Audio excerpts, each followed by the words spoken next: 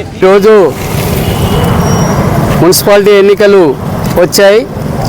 ఎన్నికలు రాగానే పాలకులకు తొర్రూరు పట్టణంలో ఉన్నటువంటి మరుగుపడిపోయిన అభివృద్ధి అంతా కానవస్తూ ఉంది. ఆ అభివృద్ధిని మేము మళ్ళీ దాన్ని డెవలప్మెంట్ చేస్తామని పొంగిలేటి శ్రీనివాసరావు మంత్రి గారిని ఈ మున్సిపాలిటీ ఎన్నికలకు పట్టుకొచ్చి అనేక వాగ్దానాలు చేపిస్తూ ఉన్నారు. అంటే గత 2 సంవత్సరాల నుంచి ఇక్కడ తొర్రూరు పట్టణంలో మరుగుపడ్డటువంటి ఈ మౌలిక సదుపాయాలు ఈ ప్రభుత్వానికి కానరాలేదా, ఇక్కడ ఉన్నటువంటి స్థానిక ఎమ్మెల్యేకు కానరాలేదా అని మేము సిపిఎం పార్టీగా అడుగుతూ ఉన్నాం.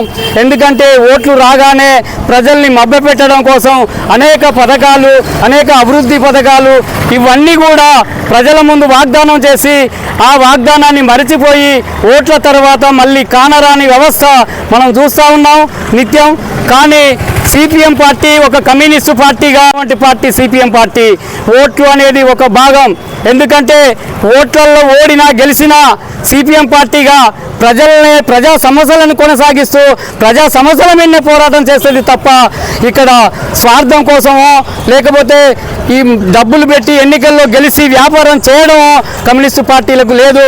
అందుకనే ప్రజలు మొత్తం కూడా మేము ఈ 2వ వార్డులో ఇక్కడ మున్సిపాలిటీలో 4 వార్డులు పోటీ చేస్తూ ఉన్నాం. 2, 10, 4, 15 వార్డులు ఈ వార్డులలో మేము పోటీ చేస్తూ ఉన్నాం. ఇక మెజార్టీతో విజయంగా మమ్మల్ని మున్సిపాలిటీకి పంపుతారని మాకు అభయం ఇస్తూ ఉన్నారు. మున్సిపాలిటీ పరిధిలో సిపిఎం పార్టీగా 4 వార్డులో పోటీ చేస్తున్నాం.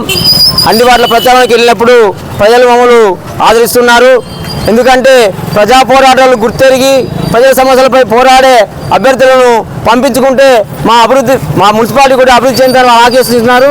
కాబట్టి వారి యొక్క ఓటును మాకు వేసి గెలిపిస్తారని మేము ఆశిస్తున్నాం.